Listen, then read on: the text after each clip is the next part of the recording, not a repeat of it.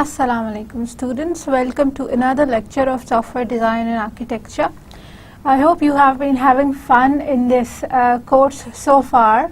Software design and architecture is a CSE 303 course in which we have been looking into the design and architecture phase of software development life cycle in great detail. What we have done so far is we've seen what design means, what the design phase means, how it comprises of the architectural portion and the detailed design portion. We've looked into the architecture, we've seen what components it is made up of, what is the significance of those components. Then we saw a few of the architectural styles or patterns. We've seen their classes or categories, and we've seen the patterns themselves. We've seen the importance of them and the problem domains for them, where they are necessary, how they can be used. And then we switched into the detailed design phase. ठीक है.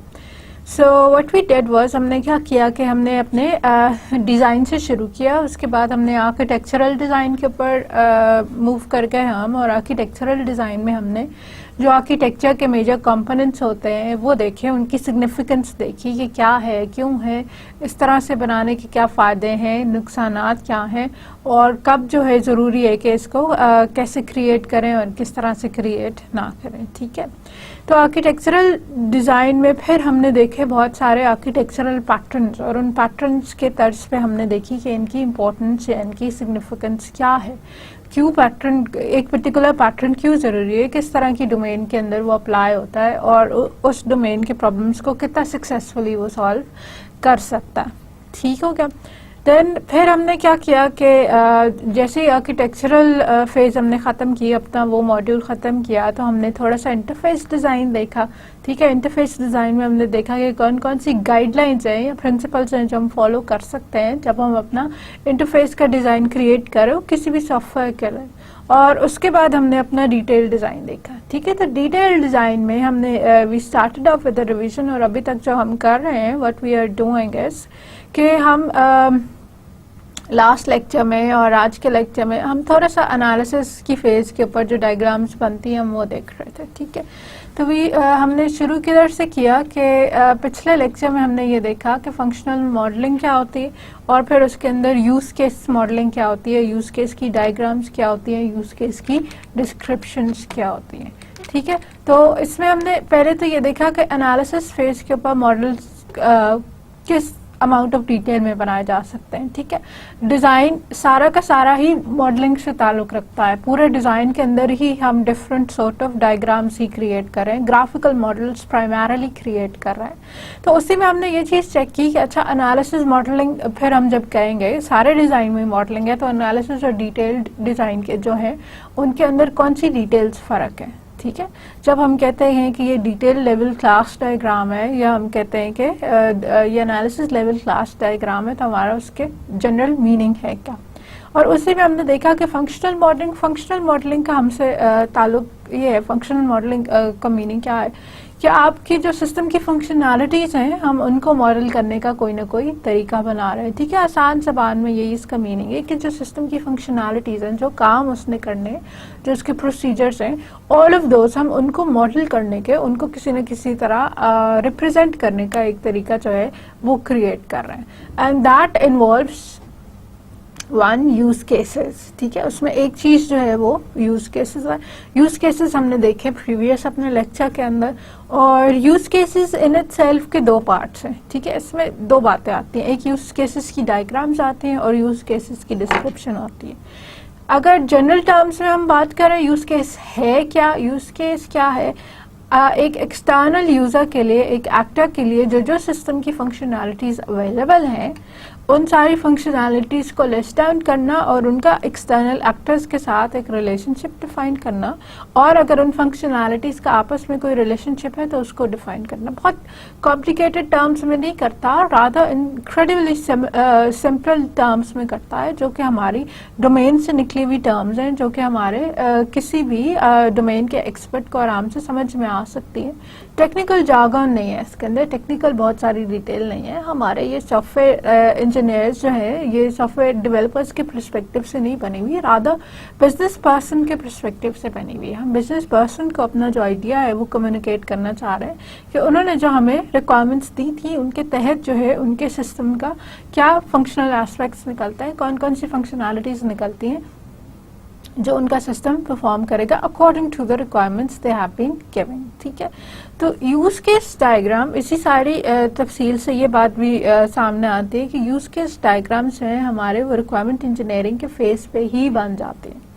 ठीक है, requirement engineering के साथ ही while you are gathering your requirements आप उसी वक्त यूज केस डायग्राम्स क्रिएट कर सकते हैं और अमूमन की भी जाती हैं। ठीक है, एनालिसिस फेज है, अर्ली एनालिसिस और लेट रिक्वायरमेंट इंजीनियरिंग जहाँ पे आपका मिलता है वहाँ पे हमारे पास जो है वो यूज केस डायग्राम्स बनती हैं। ठीक है, तो रिक्वायरमेंट इंजीनियरिंग के टाइम पे हमने ली रिक्वायरमेंट्स, हमने उनसे यूज केस बनाई, यूज केस से एक सिंपल एक क्लैरिफिकेशन हमारे पास आ गई, और अगर इस क्लैरिफिकेशन की बेसिस पे कोई चेंज हमारी रिक्वायरमेंट्स में होता है तो वो भी हम कर सकते हैं, डिपिक्ट हो सकता है, वापस फीडबैक रिक्वायरमेंट्स को भी जा सकती है, और अगर कोई नई रिक्वायरमेंट आती है तो वो भी हम ऑलवेज जो है अपने यूज केसेस के अंदर इनकॉर्पोरेट कर सकते हैं। अच्छा, दो एस्पेक्ट्स यूज केसेस के, one the diagram and second the description. Diagram में क्या होता है कि हमारे पास एक certain set of notations available है और हम उन नोटेशंस को इस्तेमाल करके और अपना पॉइंट ऑफ व्यू जो है वो यूजर तक पहुंचाते हैं। ठीक है, तो इन नोटेशंस के अंदर हमारे पास क्या है, एक यूज केस को रिप्रेजेंट करने के लिए एक ओवल सिंबल है। ये ओवल सिंबल जो है ये एक फंक्शनैलिटी या एक यूज केस से कॉरेस्पॉन्ड करता है। हमारे पास एक्टर्स को रिप्रेजेंट करने के लिए जो है वो एक स्टिक फिगर है, और अगर कोई मशीन या कोई और external system as actor behave कर रहा है तो उसके लिए हमारे पास बॉक्स सिंबल है with the stereotype actor notation. ठीक है, और इन सब के रिलेशनशिप के लिए हमारे पास simple lines हैं, they don't have to be pointed, can be pointed but they don't have to be pointed, जो हमारे एक्टर को यूज केस के साथ रिलेट कर रही है। ठीक है, और इसके अंदर फिर हमारे पास कुछ एसोसिएशंस थी, कुछ रिलेशनशिप्स थे, उनके टाइप्स थे, और उनमें हमने देखा था जो कॉमन हमारे पास है वो क्या है, हमारे पास एक्सटेंस रिलेशनशिप है, इंक्लूड्स रिलेशनशिप है और जनरलाइजेशन का रिलेशनशिप है। ठीक है, ये वाली तीन बातें थी।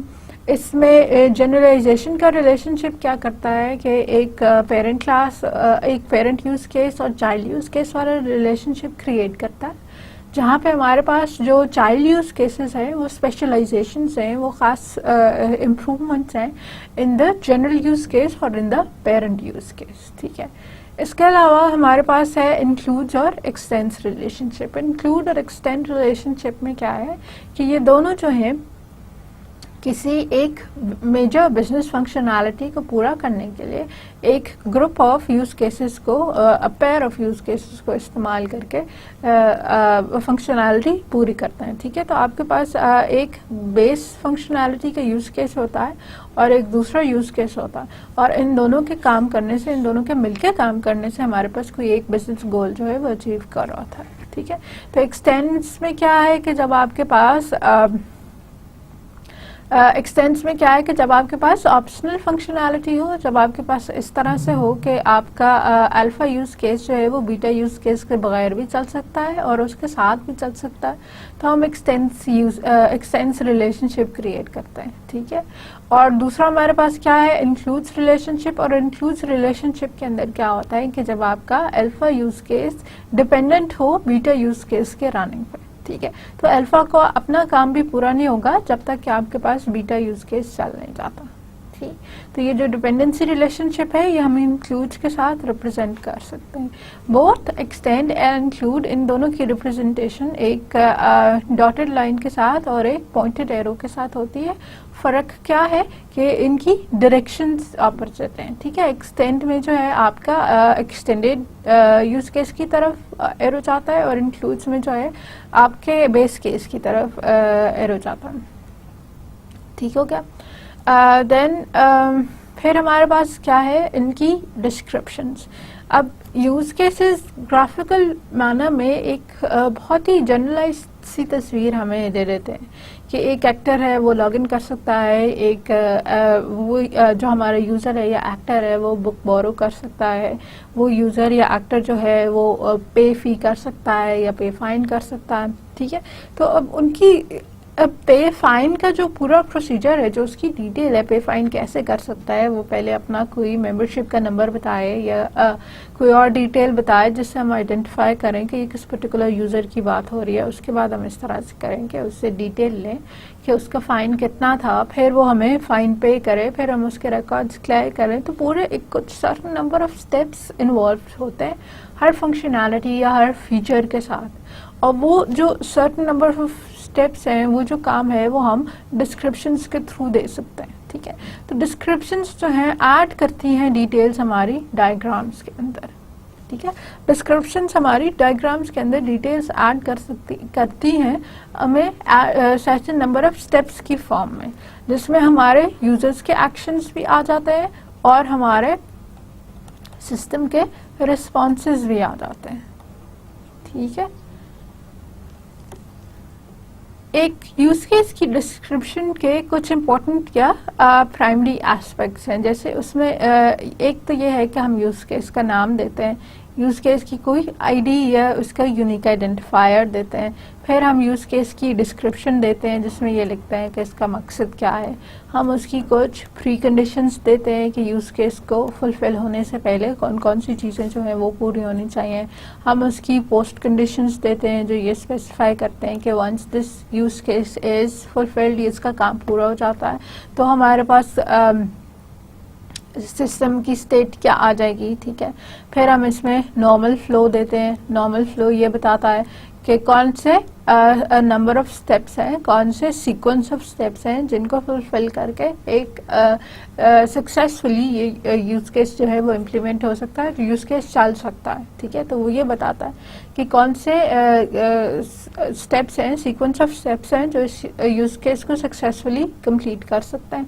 फिर हमारे पास ऑल्टरनेट फ्लो है जो ये बताता है कि इन केस अगर कोई एरर आपके पास अकर करता है, कोई अनएक्सपेक्टेड बिहेवियर है जो कि नहीं होना चाहिए for the use case to successfully complete its work, तो वो हमने ऑल्टरनेट फ्लो में लिख दिया, ठीक है।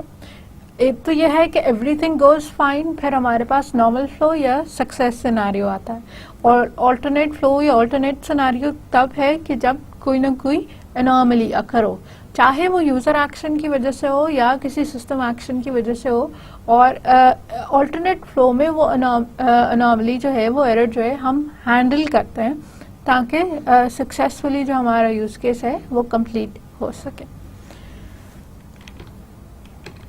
आज का हमारा एजेंडा क्या है कि हमने इसी एनालिसिस फेज को थोड़ा सा फर्दर एक्सप्लोर करना है in the form of activity diagrams, ठीक है। अभी भी हम फंक्शनल मॉडलिंग पढ़ रहे हैं, हम उसी के पर्सपेक्टिव से डिटेल्स देख रहे हैं, और आज हमने क्या करना है कि इसी की फंक्शनल मॉडलिंग के हिसाब से एक्टिविटी डायग्राम्स देखने हैं, ठीक है।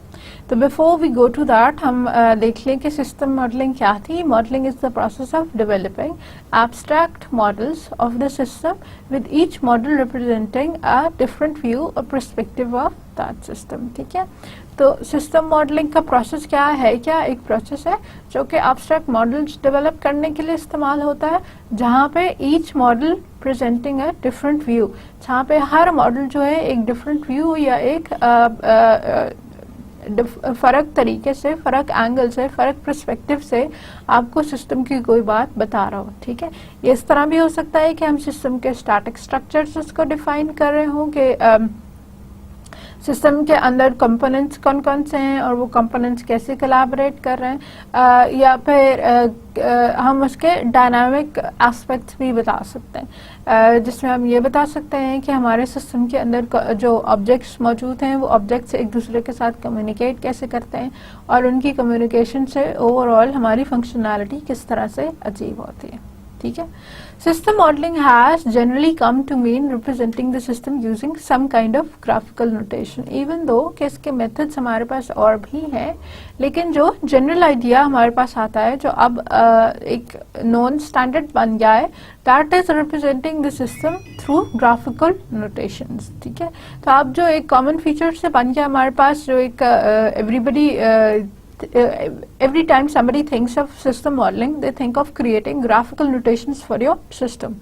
ठीक है. तो इवन दो कि दूसरे मेथड्स हमारे पास अवेलेबल थे, जो हम प्रेफर करते हैं वो हम क्या करते हैं, ग्राफिकल नोटेशंस. ठीक है. और इसमें सबसे ज़्यादा जो है हमारे पास UML की नोटेशंस इस्तेमाल होती हैं. लेकिन UML जो है वो ज़्यादा सक्सेसफुली ऑब्जेक्ट ओरिएंटेड सिस्टम्स को ही डिज़ाइन कर सकती है, क्योंकि ये ऑब्जेक्ट ओरिएंटेड की पर्सपेक्टिव से ही क्रिएट की गई हुई है. ठीक है. मॉडल्स रिक्वायरमेंट इंजीनियरिंग में भी इस्तेमाल होते हैं to derive the requirements for a system.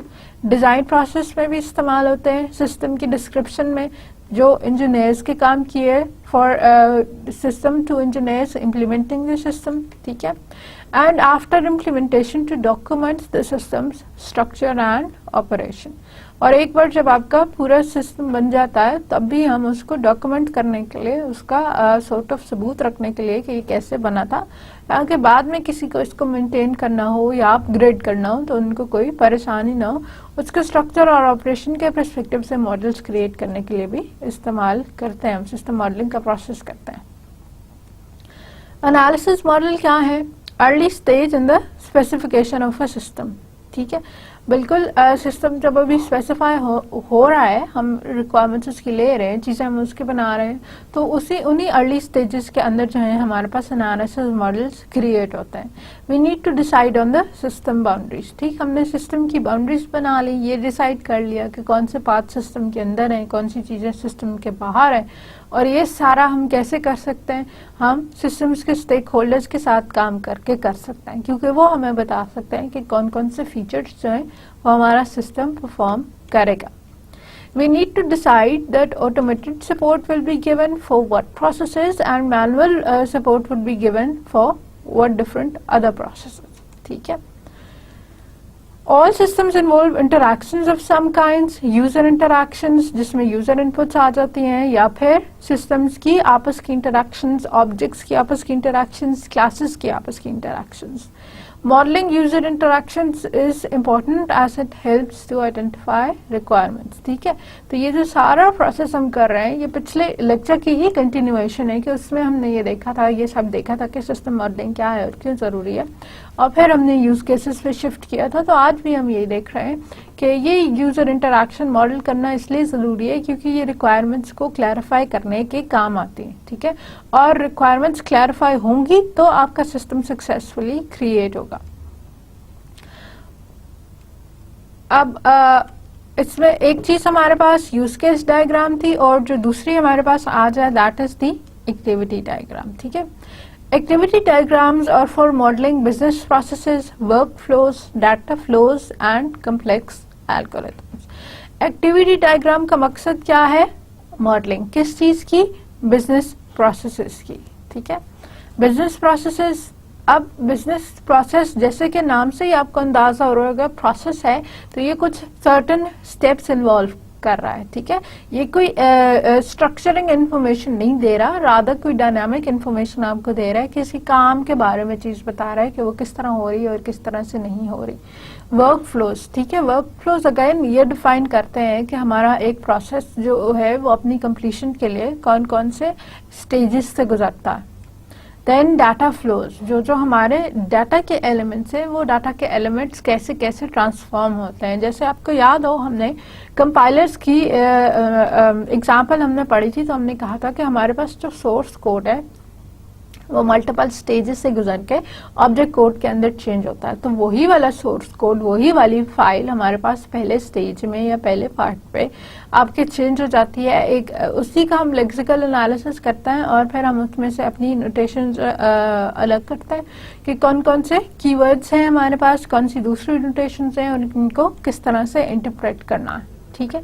फिर हम ये करते हैं कि उसके ऊपर कुछ सिंटैक्स एनालिसिस करते हैं, फिर सेमांटिक एनालिसिस करते हैं, फिर ऑप्टिमाइज करके हम अपना कोड जनरेट करते हैं। तो मल्टीपल स्टेजेस से डाटा का फ्लो होता है, डाटा की ट्रांसफॉर्मेशन होती है till we get the final product.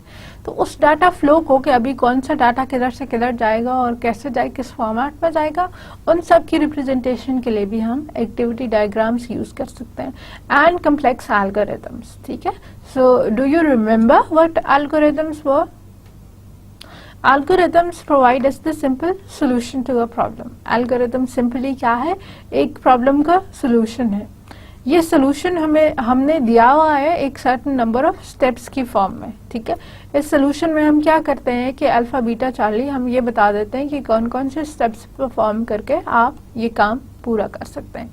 जैसे अगर प्रॉब्लम आपके पास ये हो कि आपने दो इंटीजर्स की एडिशन करनी है, तो पहला स्टेप आपके पास ये होगा कि आप फर्स्ट इंटीजर रिसीव करते हैं, ठीक है, इनपुट करते हैं, फिर आप सेकेंड इंटीजर इनपुट करते हैं, थर्ड पे हम ये करते हैं कि हम डिफाइन कर लेते हैं कि हमें एडिशन का ऑपरेशन चाहिए, फोर्थ पे हमने ये किया कि इन दोनों का सम किया, ठीक है, इन दोनों का सम करके फिर हमने फिफ्थ पे एक वेरिएबल को असाइन करा लिया, उस वेरिएबल को हमने एंड पे क्या किया कि हमने डिस्प्ले करा लिया।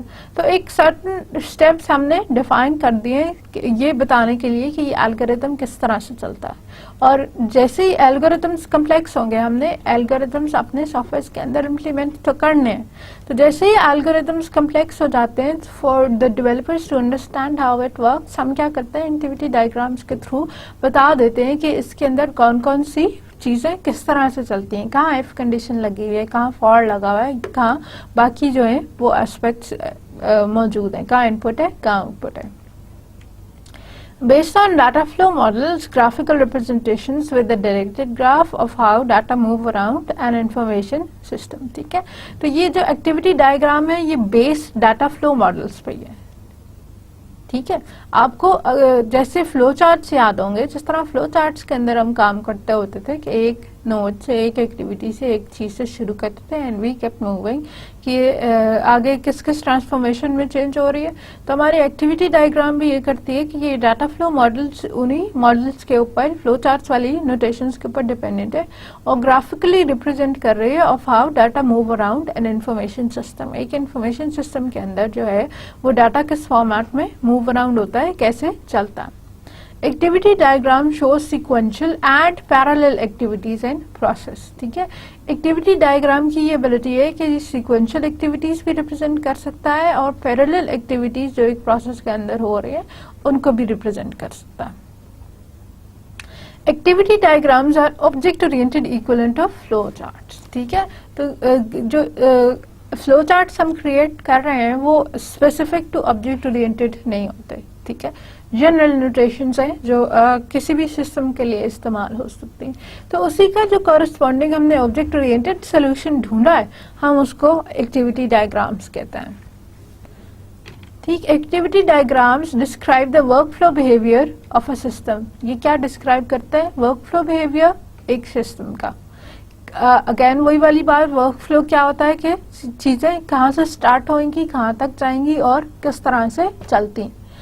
Activity diagram illustrates the dynamic nature of a system by modeling the flow of control from activity to activity. Activity diagram dynamic nature को represent करती है। ठीक है। जैसे पहले हम अभी देखेंगे कि आर्किटेक्चर में भी बल्कि हमने देखा था कि हम स्टैटिक एस्पेक्ट्स कंसिडर कर रहे थे कि कंपोनेंट्स एक दूसरे की निस्बत से कैसे प्लेस होते हैं और उनकी प्लेसमेंट की वजह से क्या कंस्ट्रेंट्स आती हैं। तो डायनामिक नेचर एक्टिविटी डायग्राम कैसे बताता है कि ये बताता है कि कंट्रोल का फ्लो कैसे होगा, कंट्रोल एक एस्पेक्ट से दूसरे तक कैसे जाएगा और अपने साथ कंट्रोल के साथ कौन कौन से डाटा एसोसिएटेड हैं। ठीक है। तो जो मेजर काम एक्टिविटी डायग्राम का है वो डाटा की मैपिंग नहीं है, वो कंट्रोल फ्लो की मैपिंग है। Well exactly to use activity diagrams, कब हमें इस्तेमाल करनी चाहिए? To explore the logic of, जब हमने डिटेल्स देखनी हो किसी भी कम्प्लेक्स ऑपरेशन की, कम्प्लेक्स बिजनेस रूल की। अब बिजनेस रूल क्या है, जो हम बिजनेस गोल्स की बात कर रहे थे। बिजनेस गोल्स किसी एक गोल को अचीव करते हैं, किसी एक प्रोसेस को अचीव करते हैं। जैसे हम अपने एम्प्लॉयज़ को, जो हमारा पेरोल सिस्टम है वो हमारे एम्प्लॉयज़ की सारी पेज को मैनेज करता है, ठीक है। तो ये बिजनेस गोल था कि हम पेज को मैनेज करें, हम एम्प्लॉयज़ को मैनेज करें इवेंचुअली ताकि।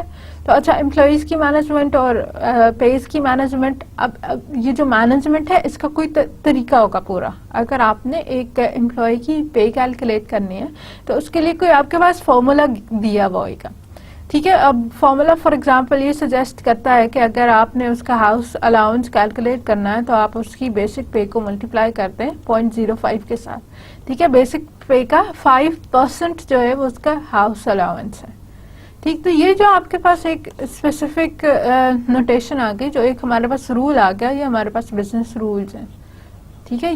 ये डिफाइन करते हैं कि हमने क्या चीज़ें फॉलो करनी है ताकि हमारे पास एक बिजनेस गोल जो है वो अचीव हो।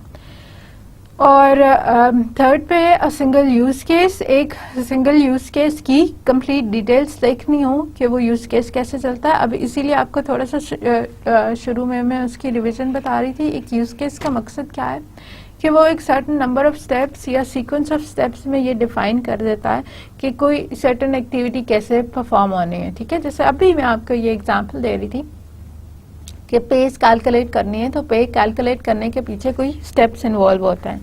हमने अगर उसकी बेसिक पे को 5% के साथ मल्टीप्लाई करना है तो पहला स्टेप तो हमारे पास ये होगा कि हम उसकी बेसिक पे कहीं से गेट करें, ठीक है। बेसिक पे जब एक बार हमें रिसीव हो जाएगी तो फिर हम ये करेंगे कि बेसिक पे 5% का इंक्रीमेंट लगाएंगे, 5% से हम उसको कहीं मल्टीप्लाई करेंगे और फिर देखेंगे कि ये हमारे पास रिजल्टेंट अमाउंट क्या आती है।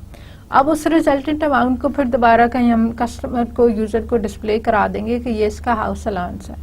और अगर आपने नेट पे निकालनी है तो इसी हाउस अलाउंस को उसकी बेसिक पे और बाकी अलाउंसेस के साथ एड अप करते जाएं तो एंड पे यू हैव अ नेट पे कैलकुलेशन, ठीक है। तो यूज़ केस की डिस्क्रिप्शन के लिए उसकी जो भी हमारे पास डिटेल्ड यूज़ केस था उसकी जो टैबुलर फॉर्म में दी हुई थी, उसकी एक्सप्लेनेशन के लिए, उसकी एक्सप्लोरेशन के लिए जो है हम एक्टिविटी डायग्राम्स बना सकते हैं।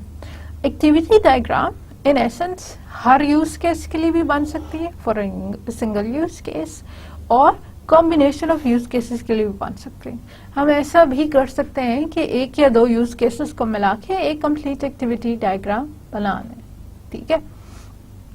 जैसे यूज केसेस में मेरे पास कैलकुलेट होम अलाउंस अलग है और कैलकुलेट नेट पे अलग है, लेकिन जब मैंने एक्टिविटी डायग्राम क्रिएट की तो मैंने हाउस अलाउंस की कैलकुलेशन और नेट पे की कैलकुलेशन का एक ही एक्टिविटी बना दी, rather than creating two activities out of it.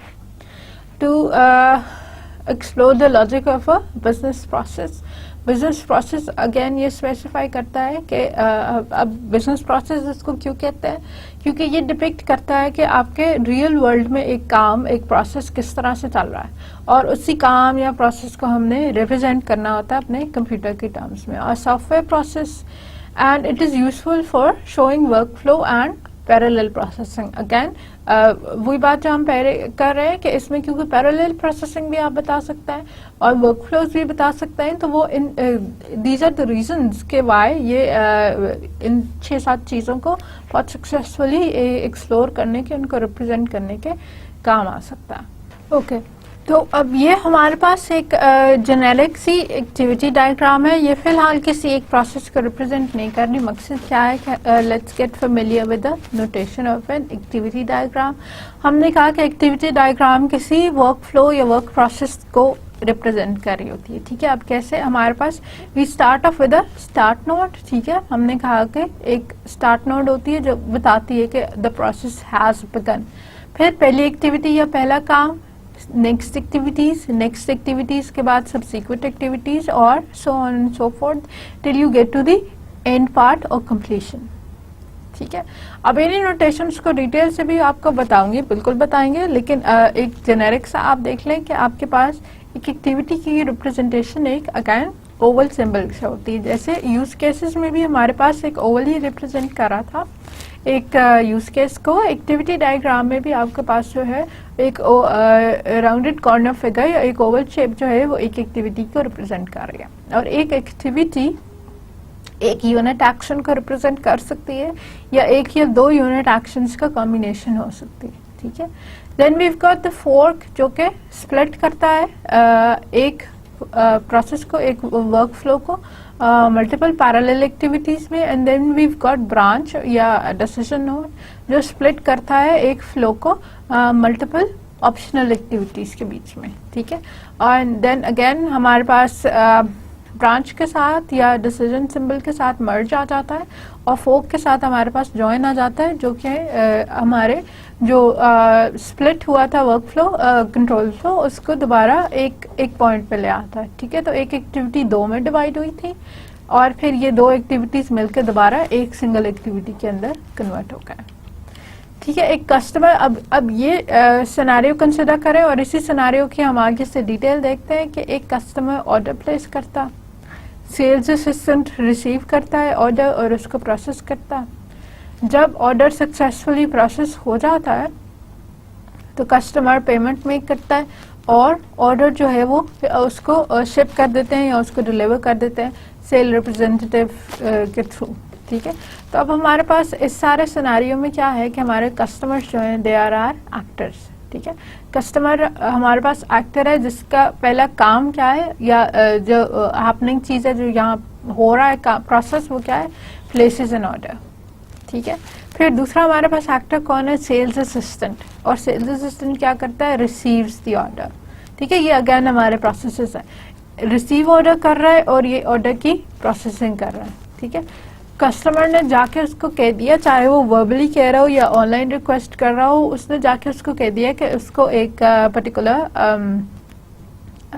Product चाहिए, ठीक है। तो उसने वो ऑर्डर उससे रिसीव किया, उसकी डिटेल ले ली कि कौन सा प्रोडक्ट चाहिए और फिर उसको प्रोसेस किया। उसके अगेंस्ट जो प्रोडक्ट की इन्फॉर्मेशन उसने डालनी थी उसने वो डाली, जो कस्टमर्स की इन्फॉर्मेशन उसको चाहिए थी वो उसने डाली।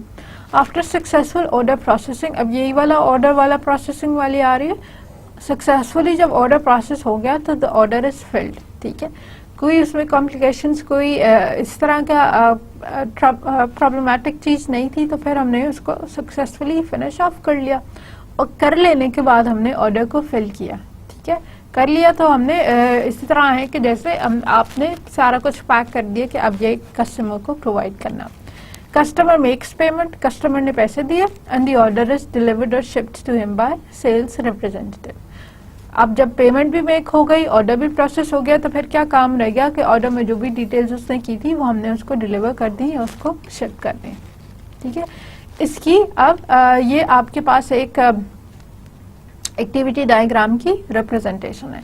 पहले दिस होल एक्टिविटी बिगिंस, हमारे पास जो है एक सर्कुलर फील्ड नोड के साथ हमने रिप्रेजेंट कर दिया, ये हमारी स्टार्ट नोड है और स्टार्ट नोड एक फील्ड सर्कल के साथ रिप्रेजेंट होती है जो ये बताती है कि the process begins over here, ठीक है।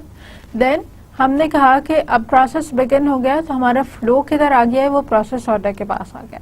पहला काम जो हमने करना है वो कि हमने क्या करना है कि हमने ऑर्डर को प्रोसेस करना है, ठीक है। सेल्स रिप्रेजेंटेटिव ये काम कर रहा था और वो ऑर्डर प्रोसेस करने के बाद, ऑर्डर प्रोसेस करने में वो जो उसने कस्टमर से डिटेल ले ली थी, प्लेस एन ऑर्डर और रिसीव एन ऑर्डर के थ्रू जो डिटेल्स उसने ले ली थी, उन डिटेल्स की बेसिस पे अपना ऑर्डर प्रोसेस कर रहा था। उन डिटेल्स की बेसिस पे ये चीज़ देख रहा था कि अब कस्टमर को क्या प्रोवाइड करना, ठीक है।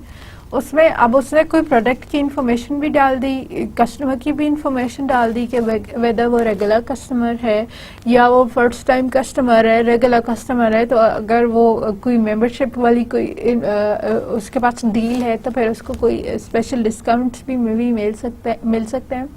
तो ये चेक कर लिया कि अच्छा मेंबर है या नहीं है। फिर हमने ये देख लिया कि जो उसने आइटम्स हमसे रिक्वेस्ट किए हैं वो आइटम्स हमारे स्टोर में अवेलेबल हैं भी या नहीं अवेलेबल। फिर जिन कलर्स में उनको चाहिए थे, जिन स्पेसिफिकेशंस पे उसको चाहिए थे, वो उन्हीं स्पेसिफिकेशंस पे अवेलेबल हैं। उसको अभी वो सारे प्रोडक्ट्स जो हैं वो डिलीवर हम उसको अभी कर सकते हैं या नहीं कर सकते। तो ये सारी डिटेल्स फिगर आउट हमने कर ली। तो हमने ये that's the whole idea of processing the order, ठीक है।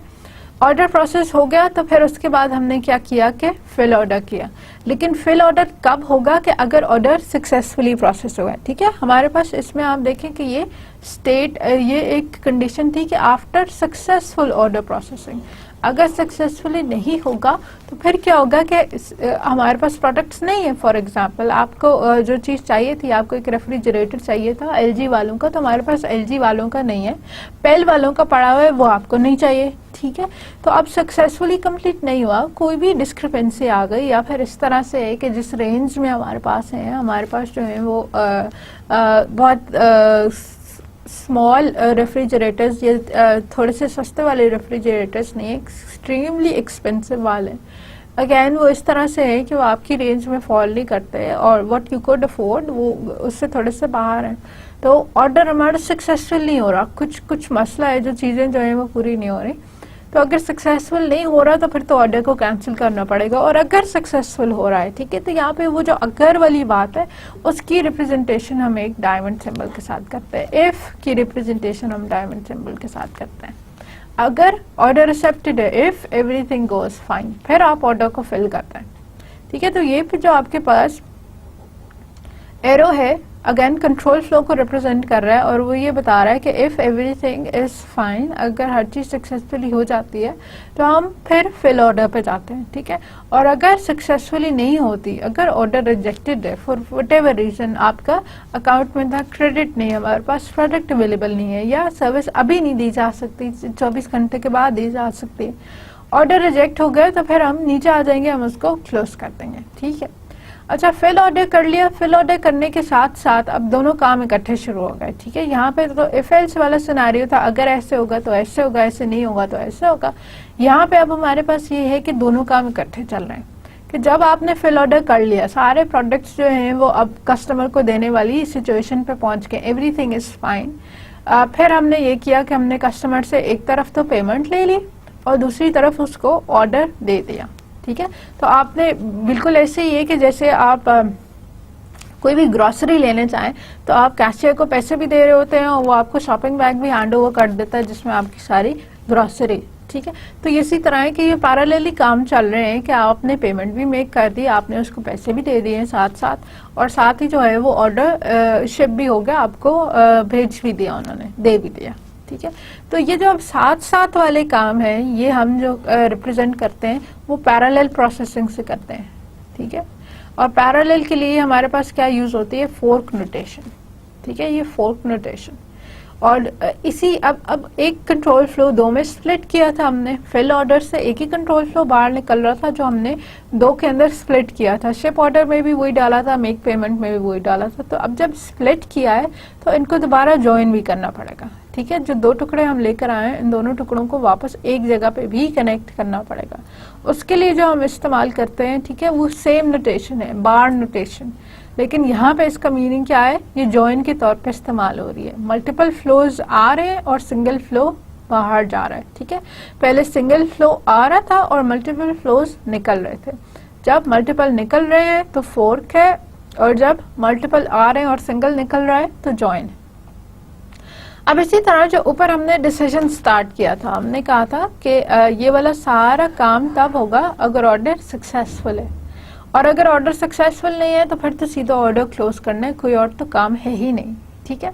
तो उसी तरह उसी इफ एल्स में भी, अब उसमें भी हमने एक कंट्रोल फ्लो को, एक फ्लो को दो डिफरेंट फ्लोज के अंदर ब्रेक किया था।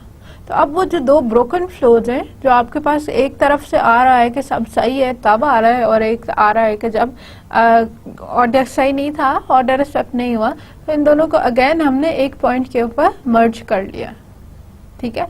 और इस मर्ज के बाद हमारे पास एक सिंगल फ्लो आया है, और सिंगल फ्लो के बाद एक और एक्टिविटी है क्लोज ऑर्डर की। अब ये एक्टिविटी हर सूरत में परफॉर्म होनी है, चाहे ऑर्डर एक्सेप्टेड हो, चाहे ऑर्डर रिजेक्टेड हो। एक्सेप्टेड या रिजेक्टेड, आपका ऑर्डर क्लोज तो होगा, ठीक है।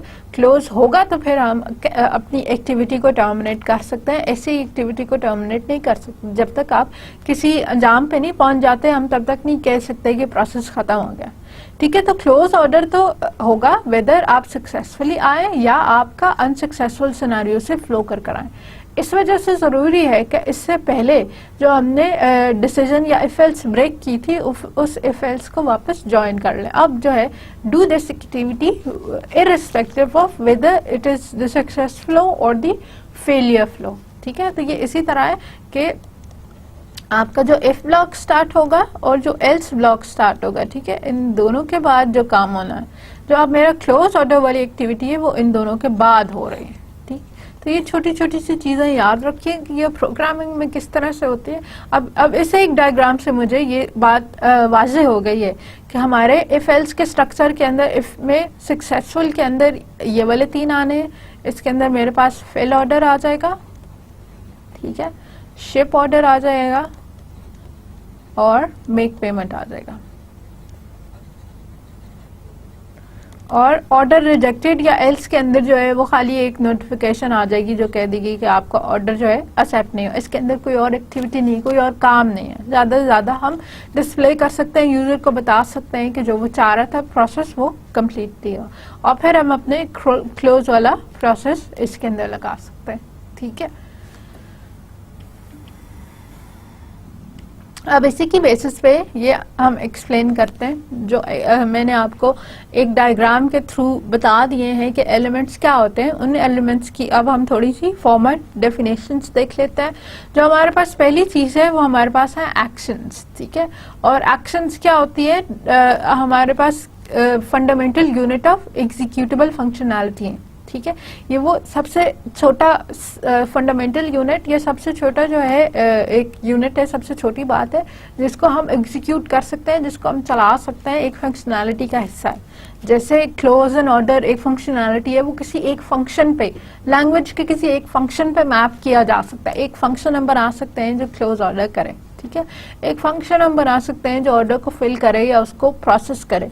तो जो एक पूरी बड़ी सी फंक्शनैलिटी के अंदर जो एक काम करने के लिए, एक फंक्शन करने के लिए, एक काम करने के लिए जो चीज़ यूज होती है, दैट इज एन एक्टिविटी और दैट इज एन एक्शन। ठीक है, तो एक एक्शन रिप्रेजेंट कैसे होता है, हमारे पास एक ओवल सिंबल के साथ, और इसके अंदर जो हम चीज़ लिखते हैं वो क्या लिखते हैं, डिस्क्रिप्शन ऑफ द एक्शन। ठीक है, उसका नाम लिखते हैं कि ये क्या चीज़ हमें बता रहा है कि इस एक्टिविटी से, इस एक्शन से इसने करना क्या। जैसे सेंड पेमेंट करनी है, ठीक है, तो अब ये इस पूरी एक्टिविटी का मकसद क्या है कि इसने सेंड पेमेंट करनी, और ये सेंड पेमेंट जो है ये आगे जाके कहीं पे एक्सेप्ट पेमेंट में चेंज हो जाएगी। ठीक है, इससे जो अगला फ्लो हमारे पास जाएगा वो कहीं एक्सेप्ट पेमेंट में जाएगा। The execution of an action represents some transformation or processes in the model system. ठीक है, एक एक्शन के हो जाने से, एक्शन जब हो जाता है, सेंड पेमेंट जब कर देते हैं, तो ये हमारे प्रोसेस कोई ट्रांसफॉर्मेशन करता है। ठीक है, अ ट्रांसफॉर्मेशन और a processes in the model system. तो अब हमारे सिस्टम की स्टेट चेंज हो जाएगी। ये ऐसे ही कंसिडर कर लो जैसे हमने ईमेल सेंड कर दी, तो ईमेल सेंड करने से या कोई भी इस तरह का काम करने से हमारी सिस्टम की स्टेट चेंज हो गई। सिस्टम ने कोई काम कर लिया, अब पहले वो किसी और स्टेट में था, अब वो किसी और स्टेट में। ठीक है, creating object, setting attribute values, linking objects, invoking user defined behaviours, ये सारे वो काम है जो हम इन एक्शंस के साथ कर सकते हैं। Then we've got control nodes या initial nodes। इसमें से control nodes ये represent करती हैं कि control जो है उसकी state क्या है, और इसमें जो initial nodes है या start node जिसको हम बोल रहे थे, ये क्या करती है, return the control immediately along their outgoing edges। ठीक है, the flow starts in the initial nodes। ये हमारे इधर से start होता है हमारा flow, यहाँ से हमारी बात शुरू होती है, काम शुरू होता है, और इससे डायरेक्टली आपके पास एक flow निकलता है जो आगे आने वाले एक्शन को जो है कंट्रोल प्रोवाइड कर देता है। ठीक है, फिर हमारे पास डिसीजन नोड्स है। ये जो डायमंड सिंबल हमारे पास आ रहा है ये हमारी डिसीजन नोड्स है। डिसीजन नोड्स क्या करती है, route the flow of one of the outgoing edges. इसमें इनपुट आपके पास एक फ्लो आता है और डिसीजन नोड उसको स्प्लिट कर देती है दो फ्लोज के अंदर, एक फ्लो ये चला गया, एक फ्लो ये चला गया। ये स्प्लिटिंग, ये डिवीजन इस बेसिस पे होती है कि इफ एल्स एग्जीक्यूट होंगे या नहीं होंगे। इफ एल्स के आइदर दिस वुड हैपन और दैट वुड हैपन, जहाँ पे भी हमारे पास कंडीशनल आ जाती है बात कि या तो इस तरह से काम होगा या उस तरह से होगा, तो फिर हम डिसीजन वाला काम कर सकते हैं। इसमें अब जैसे हमारे एग्जाम्पल में ये था कि ऑर्डर एक्सेप्ट भी हो सकता है और ऑर्डर रिजेक्ट भी हो सकता है। ऑर्डर एक्सेप्ट हो जाता है तो फिर हम फिल ऑर्डर पे ले जाते हैं, रिजेक्ट होता है तो फिर हम कोई और काम कर लेते हैं, ठीक है। तो अब ये जो डिफरेंस है कि आइदर दिस वुड हैपन और दैट वुड हैपन, ये दोनों इकट्ठे काम नहीं हो रहा है, तो ये जो है हम रिप्रेजेंटेशन इसकी एक डिसीजन नोड के साथ करते होते हैं, ठीक है। And then we got the merge nodes, ठीक है। मर्ज नोड्स क्या है? They bring together multiple alternate flows, ठीक। हमारे पास आइदर दिस और दैट हो रहा था या एक से ज्यादा हमने कहा था कि ऐसे हो रहा है कि एक्सेप्ट हो रहा है या रिजेक्ट हो रहा है, तो उसमें जो हमारे पास मल्टीपल फ्लोज थे, ये एक्सेप्टेंस वाला फ्लो चल रहा था और ये रिजेक्शन वाला चल रहा था, तो इन दोनों को एक ही पॉइंट पर लेके आना, दोबारा से एक सिंगल फ्लो क्रिएट करना, ये मर्ज नोड का काम है, ठीक है। मर्ज नोड जो अलग से हमने क्रिएट किए थे उनको दोबारा सिंगल पॉइंट पे ले आता है और सिंगल पॉइंट के थ्रू उनका एक फ्लो बना देता है। That's the working of a merge node. All controls and data arriving at a merge node are immediately passed to the outgoing edge, ठीक है। अब ये जो जहाँ से 1 2 3 प्रोसेस है, जिधर से भी इसके पास फ्लो आ रहा है उस सारे फ्लो का सिंगल फ्लो बनता है जो कि अगली एक्टिविटी को हम पास कर देते हैं। फिर हमारे पास है फोक नोड, ये जो एक सॉलिड बार आपको नजर आ रही है ये फोक नोड की रिप्रेजेंटेशन है, ठीक है।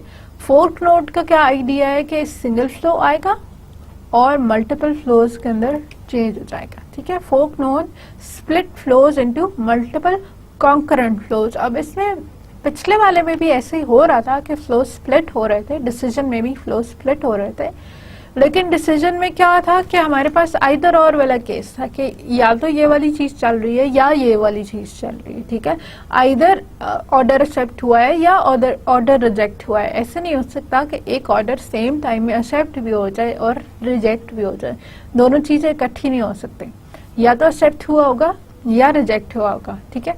तो ये आइदर और वाली जो बात है ये हमारे पास एक डिसीजन सिंबल से, डायमंड सिंबल से रिप्रेजेंट होती है। तो दूसरी हमारे पास क्या है? Concurrent flows. कॉन्करेंट फ्लोज क्या करते हैं कि ये भी चल रहा है साथ साथ और ये भी चल रहा है साथ साथ, ठीक है। तो ये इस सिनेरियो को रिप्रेजेंट करते हैं कि आपके दोनों काम चल रहे हैं, आइदर और वाली बात नहीं है, this and this and this. जैसे हमारे केस में ये था कि शिप ऑर्डर भी हमने कर दिया और पेमेंट भी उससे ले लिया। जब ऑर्डर पूरा हो गया, हमने ऑर्डर फिल कर दिया, तो अब साथ में हमने उसको चीजें पकड़ा भी दी और उससे जो पैसे रिसीव करने थे वो भी रिसीव कर लिए, ठीक है। फिर इसी तरह हमारे पास है कंट्रोल नोड्स या कंट्रोल नोड्स में जॉइन नोड्स। जॉइन नोड्स का काम क्या है कि मल्टीपल फ्लोज से इनपुट आ रही है, ठीक है। बहुत सारे 2 3 4 जितने मर्जी हमारे पास फ्लोज हैं इनसे इनपुट आ रही है और ये इनपुट सिंगल इनपुट में सिंगल आउटपुट में चेंज हो रहे हैं, ठीक है। तो मल्टीपल फ्लोज रिसीव हो रहे हैं और एंड पे हमारे पास सिंगल फ्लो आ रहा है। जैसे शिप ऑर्डर और एक्सेप्ट ऑर्डर मल्टीपल फ्लोज हमारे पास आ रहे थे और उस ऑर्डर और उन फ्लोज से हमारे पास एक सिंगल फ्लो निकल रहा था क्लोज ऑर्डर का, ठीक है। और जॉइन नोड सिंक्रोनाइजेस मल्टीपल फ्लोज, जो बहुत सारे फ्लोज आ रहे हैं उनको सिंक्रोनाइज करके सिंगल पॉइंट पे ले आता है। फिर कंट्रोल नोड्स में हमारे पास है final nodes. Final nodes and represent करती हैं या ये बताते हैं कि ये एक्टिविटी, ये पूरी एक बहुत सारे एक्शन से बना हुआ एक बड़ा सा काम कहाँ पे ख़त्म हो रहा है, ठीक है। हमने रिसीव ऑर्डर किया, फिल किया, शिप किया और अगर रिजेक्ट हो गया तो कस्टमर को नोटिफिकेशन दे दी। अब जब ये सारे काम कर लिए, या तो हमने उसको नोटिफाई कर दिया कि आपका ऑर्डर प्रोसेस नहीं हो सकता, या फिर हमने ये कर दिया कि ऑर्डर रिसीव करने के बाद फिल कर दिया, शिप कर दिया, जो भी काम हमने किया, जब वंस इट्स डन तो the whole activity is done. जो प्रोसेस ऑर्डर वाला सारा काम था कि जो हमने ऑर्डर रिसीव करने से लेके उस तक फिल करना था, वो all of that is done, ठीक है। तो अब हमारी ओवरऑल एक्टिविटी का काम खत्म हो गया। अब खत्म हो गया ये बात हमने बतानी है कि अब ये एक चीज कंप्लीट हो गई है, तो उस कंप्लीशन को रिप्रेजेंट करने के लिए हम एक एंड नोड जो है वो प्लेस करते हैं। और एंड नोड की रिप्रेजेंटेशन क्या है कि हमारे पास एक सॉलिड सिंबल है, एक सॉलिड सर्कल है, that is in circle with जो एक और उसके ऊपर हमने एक आउटलाइन एक और सर्कल की क्रिएट की हुई है, ठीक है। तो ये बताएगी, ये जो डबल सिंबल है ये बताएगा कि हमारे पास जो है वो पूरी एक्टिविटी खत्म हो गई, काम खत्म हो गया, A final node is in the activity is terminated when the first token arrives. ठीक है, तो अब चाहे वो इनपुट इसको इस वाले फ्लो से मिले या इनपुट इसको इस वाले फ्लो से मिले, as soon as के इसको इनपुट मिलेगी, फर्स्ट टोकन इसको मिलेगा, कहीं ना कहीं से इसको इनपुट मिलेगी, as soon as that happens तो हमारी एक्टिविटी टर्मिनेट हो जाएगी, हमारा पूरा का पूरा जो काम था, जो मल्टीपल एक्शंस पे मिलके मबनी था, वो पूरा का पूरा काम खत्म हो जाएगा। ठीक है, तो अब इसमें एक और आपको जल्दी से बात बता दूं कि किसी भी एक्टिविटी में स्टार्ट नोड हमेशा एक ही होती है, काम शुरू हम किसी एक ही जगह से करते हैं। ठीक है, लेकिन इसकी एंड नोड्स मल्टीपल हो सकती है। ठीक है, एंड नोड्स एक से ज़्यादा भी हो सकते हैं, एक काम एक तरह भी ख़त्म हो सकता है और किसी दूसरी तरह भी ख़त्म हो सकता है। जैसे यही एग्जांपल हम देख लें कि फिल ऑर्डर शिप ऑर्डर के बाद भी काम ख़त्म हो रहा था और नोटिफाई कस्टमर के बाद भी काम ख़त्म हो रहा था। तो हमारी एंडिंग स्टेट्स जो हैं या टर्मिनेशन वाली जो कंडीशंस हैं वो एक से ज़्यादा भी हो सकती हैं, लेकिन हमारे पास स्टार्टिंग स्टेट्स जो हैं वो सिंगल आती हैं। ठीक है, अब इस चार्ट में वही वाली सारी चीज़ें जो अभी आपको थोड़ी सी एक सिग्निफिकेंट अमाउंट ऑफ इंट्रोडक्शन जिनका मैंने आपको दे दिया, उन्हीं की डिटेल्स दी हुई है। ठीक है, तो जल्दी से कुछ इसको फर्दर देख लेते हैं, वरना यह आपकी अपनी सेल्फ रीडिंग के लिए है। जब आप लेक्चर नोट्स और स्लाइड्स देखेंगे तो प्लीज़ इनको तब ज़्यादा डिटेल से देख लीजिएगा। ठीक है, अभी मैंने आपको जो बेसिक जो इसके सारे एलिमेंट्स हैं वो सब एक्सप्लेन कर दिए और यही एलिमेंट्स जो हैं इस डायग्राम के अंदर भी आपको दिए हैं। ठीक, तो पहले चीज़ हमारे पास क्या है, पहली नोटेशन क्या है, एक एक्शन की नोटेशन है जो एक simple non decomposable piece of behaviour है, इससे ज़्यादा छोटा कुछ काम नहीं हो सकता। क्लोज जो है वो सबसे स्मॉल एलिमेंट या एस्पेक्ट है, क्लोज के अंदर फर्दर 3-4 काम जो है वो नहीं हो रहा है। Is labelled bye it's name. ठीक है, उसके अंदर हमने उसका नाम लिख दिया कि इसने करना क्या है। एक्टिविटी क्या है, एक सेट ऑफ एक्शंस कलेक्शन से मिलके बन सकते हैं। ठीक है, अगेन इसके अंदर हम इसका नाम मेंशन कर देते हैं। फिर हमारे पास ऑब्जेक्ट नोड है जो किसी ऑब्जेक्ट या डाटा को रिप्रेजेंट कर सकती है। अब यहाँ पे याद रखिए कि ये है तो डाटा का एलिमेंट ही, लेकिन क्योंकि बात हम ऑब्जेक्ट ओरिएंटेड की टर्म्स में कर रहे हैं तो ये डाटा एलिमेंट मोस्ट प्रोबेबली एक ऑब्जेक्ट की फॉर्मेट में। Then we've got the control flows. ठीक है, वो एक नोड से दूसरी नोड तक, एक एक्टिविटी से एक एक्शन से दूसरे एक्शन तक जाने को रिप्रेजेंट कर रहे हैं। और ऑब्जेक्ट फ्लोज हैं कि जहां हमारे पास ऑब्जेक्ट्स इन्वॉल्व है तो वहां हम उनकी रिप्रेजेंटेशन के लिए ऑब्जेक्ट फ्लोज बना सकते हैं। हमारे पास इनिशियल या स्टार्ट नोड्स है और फाइनल या टर्मिनेशन नोड्स है। ठीक है, फिर हमारे पास डिसीजन नोड्स हैं, मर्ज नोड्स हैं, फोक नोड्स हैं, जॉइन नोड्स हैं और स्विम लेन्स हैं। इनको हम फर्दर देखते हैं। ठीक, एक और एग्जांपल जल्दी से कंसिडर कर ले कि एक हमारे पास अपॉइंटमेंट मैनेजमेंट सिस्टम है जिसमें हम पेशेंट की इंफॉर्मेशन ले रहे हैं। अगर नया पेशेंट है तो उसका रिकॉर्ड क्रिएट कर रहे हैं। ठीक है, और रिकॉर्ड क्रिएट करने के बाद पेमेंट अरेंजमेंट्स पे जा रहे हैं। अगर जो है नया पेशेंट नहीं है, फिर रिकॉर्ड नहीं क्रिएट करना, फिर हम डायरेक्टली जो है पेमेंट अरेंजमेंट्स पे जा रहे हैं। ठीक है, अगर जब all of that is done फिर हम क्या कर सकते हैं कि हम उसकी न्यू अपॉइंटमेंट क्रिएट कर सकते हैं, एग्जिस्टिंग अपॉइंटमेंट चेंज कर सकते हैं या फिर उसकी कोई ओल्ड अपॉइंटमेंट डिलीट कर सकते हैं, रिमूव कर सकते हैं। अब इसी के अगेंस्ट बनाइए एक एक्टिविटी डायग्राम। तो कैसे बनेगी, We'll start off with a start node। हमने क्या किया कि स्टार्ट नोड से या इनिशियल नोड से शुरू किया। हमारे पास पहला काम क्या है, गेट पेशेंट इंफॉर्मेशन। तो जो पहली एक्टिविटी मेरे पास बनी वो क्या है, गेट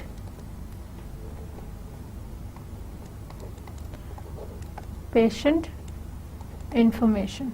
ठीक है, पेशेंट की इंफॉर्मेशन ले ली तो अब हमारे पास है कि अगर वो नया पेशेंट है तो फिर रिकॉर्ड क्रिएट करो, वरना प्रोसीड टू पेमेंट अरेंजमेंट्स। तो अब हमारे पास इफ एल्स आ गया, मैंने डायमंड सिंबल लगा दिया। ठीक है, अगर न्यू पेशेंट है तो हमने एक्स्ट्रा काम क्या करना है, हमने क्रिएट रिकॉर्ड करना है। ठीक है, और अगर न्यू पेशेंट नहीं है तो हमने क्या करना है, इसको बल्कि थोड़ा सा और लंबा कर लेते हैं।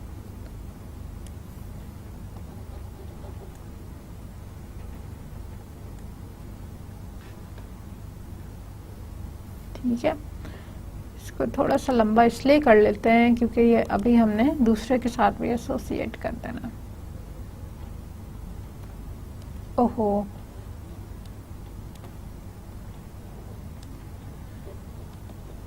ठीक, क्रिएट रिकॉर्ड कर लिया। और अगर ओल्ड पेशेंट था तो हम डायरेक्टली आ गए, किधर गए, हम पहुंचे कहाँ पे हैं, पेमेंट अरेंजमेंट्स पे।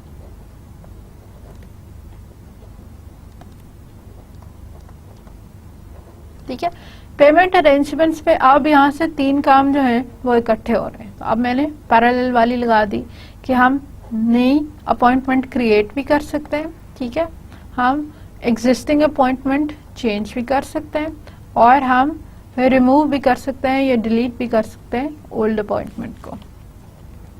यही इसकी डायग्राम अब थोड़ी डिटेल से देख ले हम क्या कर सकते हैं कि पेशेंट की इंफॉर्मेशन गेट की, पेशेंट की इंफॉर्मेशन अगर हमारे पास नया पेशेंट था तो हमने उसकी क्रिएट कर दी इंफॉर्मेशन। ठीक है, उसकी इंफॉर्मेशन क्रिएट कर लेने के बाद फिर हम अब एफएच वाला सिनेरियो खत्म हो गया तो पेमेंट अरेंजमेंट्स पे आ गए। पेमेंट अरेंजमेंट्स पे हमने ये देखा कि हम क्रिएट अपॉइंटमेंट भी कर सकते हैं, कैंसिल भी कर सकते हैं या चेंज अपॉइंटमेंट भी कर सकते हैं। तो either we are creating an appointment और कैंसिलिंग एन अपॉइंटमेंट और चेंजिंग एन अपॉइंटमेंट। ठीक है, इस सारे के बाद जो रिजल्टेंट फिर हमारे पास फ्लो आया, either one of these processes occurred, और फिर हम आ गए अपनी लास्ट में या टर्मिनेशन नोट के ऊपर। ठीक है, अब इसमें देख लें कि पेशेंट इन्फॉर्मेशन से जो हमारे पास चीज आई थी वो अपॉइंटमेंट की रिक्वेस्ट इन्फॉर्मेशन थी। ये हमारे पास एक ऑब्जेक्ट है, इस वजह से ये बॉक्स के साथ रिप्रेजेंट हुआ है। ठीक है, और इसी तरह क्रिएट अपॉइंटमेंट के बाद हमारे पास जो चीज आई है वो बॉक्स से रिप्रेजेंट हुई है। और जो कंट्रोल कंडीशन है जिसकी बेसिस पे हमने डिसीजन लिया था, ठीक है, वो हमने एक स्क्वायर ब्रैकेट्स के अंदर रिप्रेजेंट कर दी। न्यू पेशेंट है, ये हमने स्क्वायर ब्रैकेट्स के अंदर रिप्रेजेंट कर दी। ठीक है, और यहाँ पे जहाँ सिंपल और कंडीशंस हैं तो हमने कुछ भी नहीं लिखा, आइदर दिस और दिस और दैट। अब स्विम लेन्स क्या है, अभी तक इन जैसे ये पूरी आप डायग्राम देख लें, यहाँ पे ये नहीं पता कि कौन सा बंदा कौन सा काम कर रहा।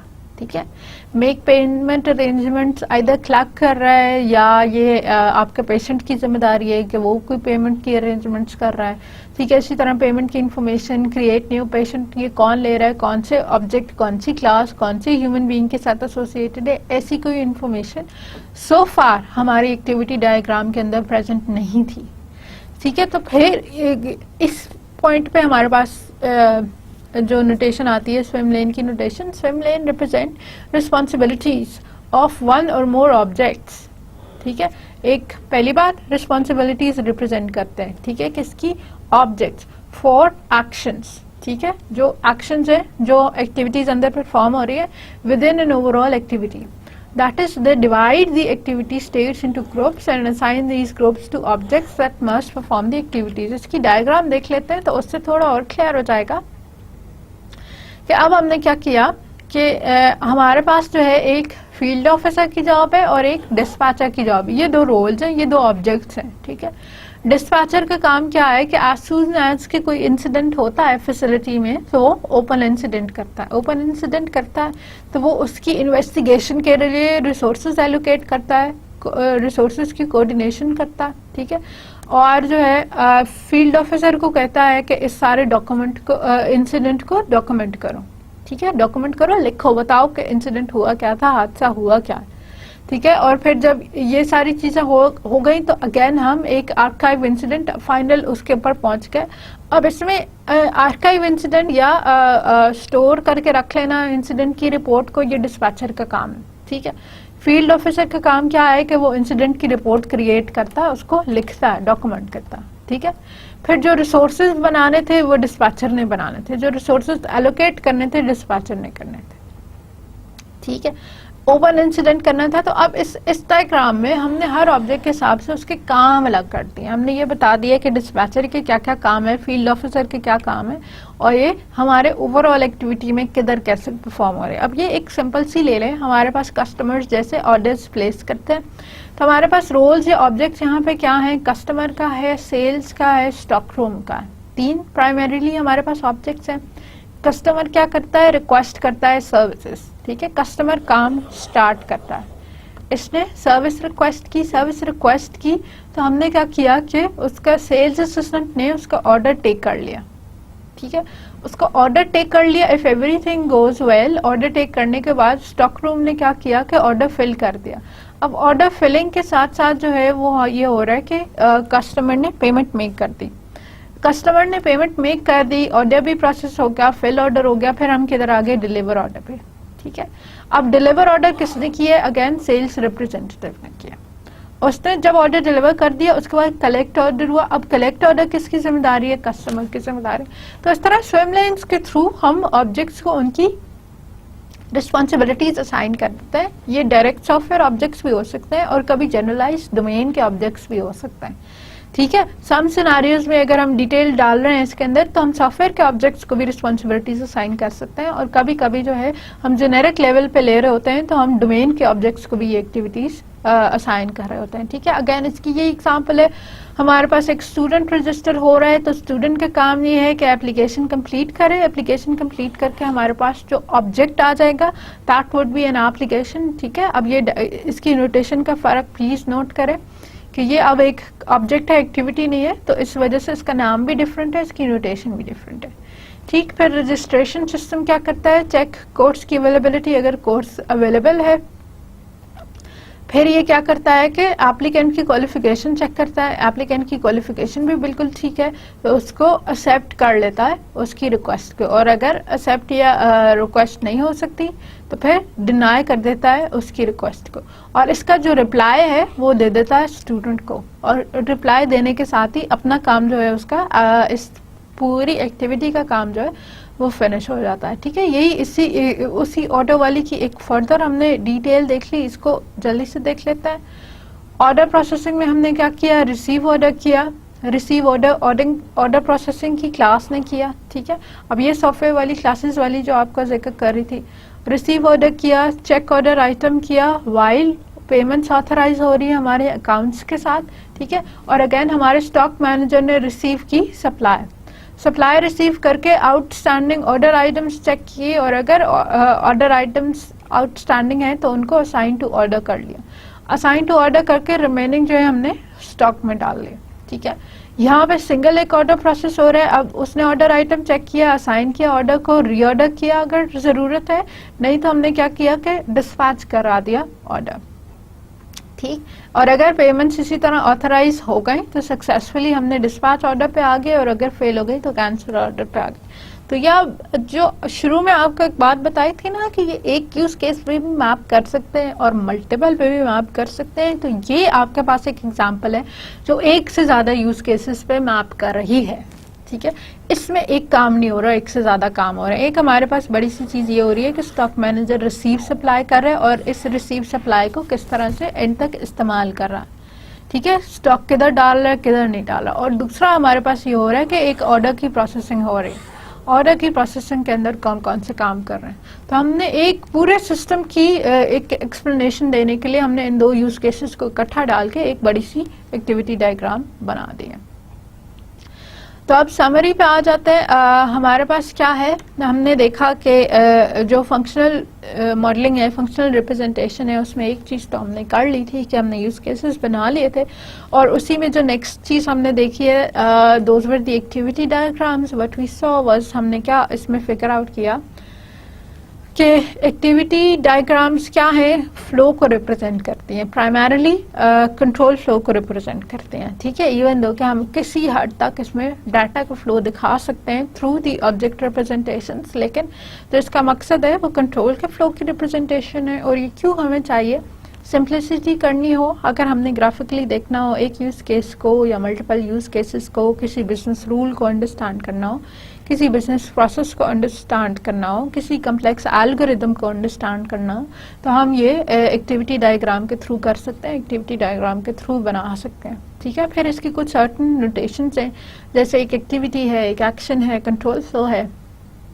ऑब्जेक्ट फ्लो है, आपके पास मर्ज नोड्स हैं, फोक नोड्स हैं, जॉइन नोड्स हैं, डिसीजनल या ब्रांच नोड्स हैं, ठीक है, इनिशियल और फाइनल नोड्स हैं, फिर हमने उन सारों का थोड़ा सा इस्तेमाल देखा और 3-4 एग्जांपल्स देखी, ठीक। और एंड में व्हाट वी सॉ वाज कि स्विम लेन्स क्या हैं। स्विम लेन्स जो हैं वो असाइन करती हैं रिस्पॉन्सिबिलिटी मल्टीपल ऑब्जेक्ट्स को, बी दे सॉफ्टवेयर ऑब्जेक्ट्स और be they domain objects, but the purpose of swim lane is to assign responsibility to each object, ताकि हमें ओवरऑल सिस्टम की फंक्शनिंग में थोड़ी क्लैरिटी नज़र आए कि कौन सा काम किसने करना है, कैसे करना है, ठीक है। हम एक्टिविटी डायग्राम से फ्लो तो ऑलरेडी बना ही रहे हैं और कुछ हद तक हमें ये भी पता चल रहा है कि किसके बाद कौन सा काम होना है, किसके बाद कौन सा काम होना है। तो स्विम लेन से एडेड एडवांटेज ये है कि हमें मिल रहा है कि ये भी पता चल रहा है कि ये किसका काम है, कौन सा ऑब्जेक्ट जो है is responsible for doing what action और activity. So that's all for today. Next हम इसी तरह इंशाल्लाह फर्दर देखेंगे हम अपने एनालिसिस मॉडल्स को और डिज़ाइन मॉडल्स को। Till then take care of yourselves and thank you.